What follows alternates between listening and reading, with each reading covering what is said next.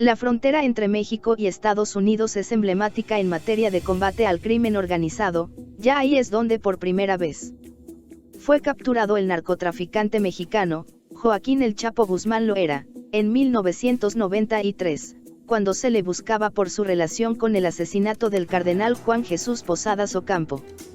20 años después, la zona volvió a ser relacionada con el fundador del cártel de Sinaloa, cuando el 21 de febrero de 2013, las autoridades de Guatemala recibieron el reporte de un enfrentamiento entre el ejército y narcotraficantes en la zona de El Petén, a 5 kilómetros de la frontera, en el que habrían sido abatidas 4 personas, una de ellas era, aparentemente, el narcotraficante. El enfrentamiento se habría registrado en el poblado de San Valentín, en el municipio de San Francisco.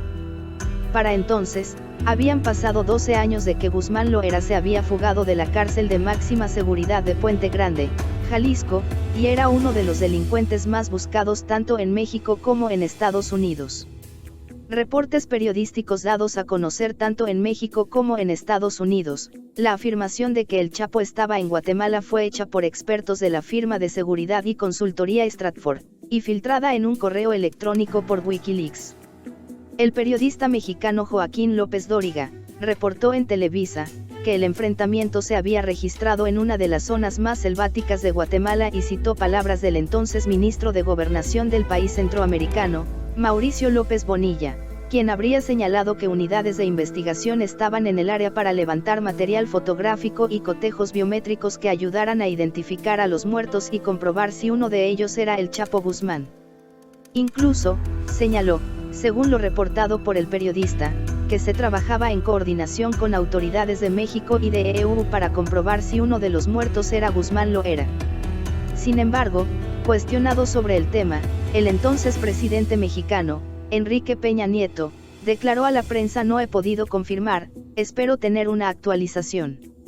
Mientras tanto, la versión de que el narcotraficante mexicano había sido abatido, ya era noticia internacional. Horas después, el entonces secretario de Comunicación de la Presidencia de Guatemala, Francisco Cuevas, dijo en entrevista con Televisa que los equipos de seguridad estaban rastreando la zona, y aclaró que el enfrentamiento había sido entre grupos criminales y no entre narcotraficantes y el ejército. Aclaró que se habían recibido denuncias de los pobladores de un supuesto enfrentamiento, pero las fuerzas estatales no habían encontrado horas después muertos o algún indicio del tiroteo entre grupos criminales. No se puede confirmar el supuesto fallecimiento de este capo mexicano porque hasta ahora los equipos de seguridad continúan en la zona rastreando para ver si esta información es verídica. Si hubo un enfrentamiento y si hubo entre los fallecidos o los muertos este capo mexicano, dijo Cuevas. No podemos confirmar ningún enfrentamiento ni la supuesta muerte del Chapo Guzmán, reiteró. Guzmán Loera fue capturado en México 3 años después, para luego volverse a fugar y ser recapturado. Finalmente, el gobierno concedió su extradición a Estados Unidos el 19 de enero de 2017, donde enfrentó un juicio por 10 cargos relacionados con tráfico de drogas y lavado de dinero. Luego de ser encontrado culpable fue sentenciado a cadena perpetua, la que cumple en la prisión ADX Florence, en Colorado, considerada la más brutal de todo el sistema penitenciario estadounidense. Más información en el blog del narco.com.